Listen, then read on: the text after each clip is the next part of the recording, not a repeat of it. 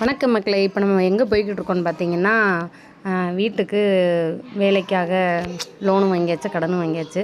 இப்போ கடைசியாக காதில் இருக்க தோட தான் அடகு வைக்க போகிறேன். ரொம்ப நாள் ஆச்சுங்க நான் கவரிங்கெல்லாம் போட்டதில்லை. புண்ணு வந்துடும் எங்கள் அம்மா போடவே விடாது. கல்யாணம் முடிஞ்சு இத்தனை வருஷமாக நான் கவரிங் போட்டதில்லை. இப்போ தான் முதன் முறையாக போட போகிறேன். அதை அடகு வைக்கிறதுக்கு முன்னாடி காதில் என்கிட்ட போட்டுக்கு எதுவும் இல்லைங்கிறதுனால ஒன்று வாங்கலான்னு போனோம். 95 ரூபான்னு சொன்னாங்க. அடித்து பிரித்து 85 ரூபாய்க்கு வாங்கிட்டேன்ல.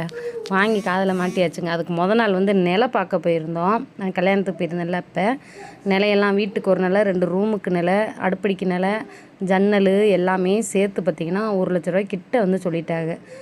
இப்போதைக்கு நமக்கு அது கையில் இல்லை. அதனால சொல்லி வச்சுட்டு கொட்டேஷன் மட்டும் வாங்கிட்டு வந்துட்டோம். சரி, இப்போதைக்கு காதில் இருக்கிற தோடு இது மாட்டல் எல்லாமே சேர்த்து ஒரு 1/2 பவுன் இருக்கும். அதை கொண்டு போய் வச்சுட்டு பணம் வாங்கி அடுத்த வேலையை செய்யலாம். மாடியில் சுற்றுச்சுவர் கட்டலாம் அப்படின்ட்டு ஐடியாவில் தாங்க இருக்கோம். ஆமாம், அதுக்கு அடுத்தபடி தான் அந்த நிலையெல்லாம் நம்ம வாங்கணும். பார்த்துக்கங்க, காலகாலத்துக்கு வாழ்கிறது இல்லையா? அந்த தலைவாசலுடைய நிலையை நம்ம நல்லபடியாக பார்த்து வாங்கணும். அதுக்கு தான் வந்தோம். இந்த வீடியோ பிடிச்சிருந்தா லைக் பண்ணுங்கள், மறக்காமல். பாய்.